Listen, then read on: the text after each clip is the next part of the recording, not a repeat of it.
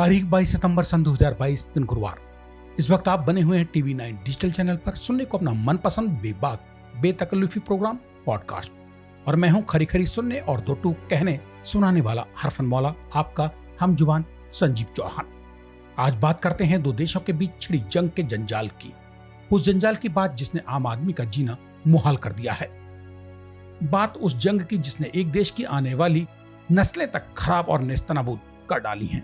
बात तबाही का सबब बन चुकी उस खूनी जंग की जिसके चलते कल तक दुनिया के एक खूबसूरत हंसते खेलते देश के खेत और खलिहान आज उगलने लगे हैं बम, गोला बारूद और रॉकेट। बात उस बदनसीब जमीन की जिससे उगा करते थे कल तक धान, गेहूं, फल और सब्जियां। उसी जमीन की मिट्टी में आज मौजूद मिल रही है इंसान की दबी पड़ी खामोश मौत।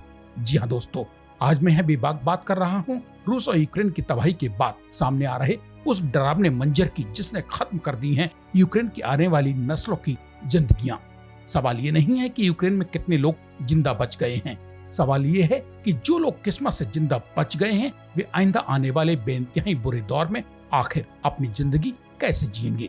क्योंकि यूक्रेन की आबो हवा की बात छोड़िए, रूसी फौज द्वारा आसमानी बारिश की मानंद बरसाए गए भीमकाय गोला बारूद रॉकेट लॉन्चर्स ने तो यूक्रेन की जमीन तक जहरीली कर डाली है।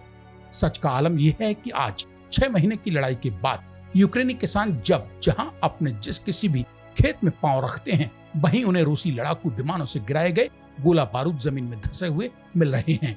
सैन्य रक्षा विशेषज्ञों के मुताबिक इनमें से कई भीमकाय गोले और रॉकेट लॉन्चर ऐसे भी हैं जो आसमान से गिराए जाने के बाद फटे नहीं थे, मतलब जिंदा होने के चलते वे कभी भी आइंदा फट सकते हैं। और खेतों में काम करने वाले अनजान बेकसूर यूक्रेनी किसान उसकी जद में आकर अपना कीमती जीवन इस जंग के तंदूर में सुहा कर सकते हैं। उधर चिकित्सा विशेषज्ञों की माने तो जमीन में मौजूद इस बारूद ने मिट्टी को भी जहरीला कर डाला होगा। मतलब इस मिट्टी में अब आने वाले तमाम साल तक जो भी खेती बाड़ी की जाएगी, फसल उगाई जाएगी, वो भी जहरीली ही पैदा होगी। मतलब साफ है कि 6 महीने से चली आ रही बेतुकी जंग में रूस ने यूक्रेन के लिए वो जहरीला नासूर दिया है जो यूक्रेन की आने वाली पीढ़ियां भी मां के गर्भ से यानी जन्म से ही लेकर पैदा होंगी। कहीं मिट्टी में धंसे हुए रूसी सेना द्वारा दागे गए रॉकेट दिखाई दे रहे हैं तो कहीं पशुओं का चारा सुरक्षित रखने की जगहों की छतें बमों के हमले से गायब हो चुकी यानी नंगी नजर आती हैं। विशेषकर यूक्रेन के पूर्वी हिस्से के खेत खलिहानों की तो हालत ही खराब है। यहाँ इस जंग के चलते खेती बाड़ी का कामकाज पूरी तरह ठप हो चुका है। पानी के अभाव में खेती किसानी की जमीनों में गहरी दरारें इस बात की तस्दीक करती हैं कि यूक्रेन और रूस की जंग खत्म होने के बाद भी इस बात की कोई गारंटी नहीं होगी कि यूक्रेन की जमीन और यहाँ के किसान आइंदा बाकी बचा जीवन बेहतरी से काट सकेंगे। ये वही इलाके हैं जहाँ रूसी वायुसेना ने आसमानी बारिश की मानंद कुछ महीने पहले ही मोर्टार, रॉकेट और क्लस्टर बम दागे थे। यूक्रेन के अधिकांश किसानों का दर्द ये है कि उन्होंने तो पीढ़ियों से खेतों में बीज फसल बोकर उसे काटना ही सीखा था। अब यहाँ उनके खेतों में बिछ चुका गोला बारूद मोर्टार को कौन कब तक और कैसे साफ करेगा, क्योंकि बारूद तो जमीन के अंदर जाकर पूरी तरह घुस बस चुकी है। रूस के साथ जंग के जंजाल में फंसे यह उस यूक्रेन के खेत खलिहानों की बदहाली का आलम है। कृषि ही जिस यूक्रेन की अर्थव्यवस्था का अहम हिस्सा है।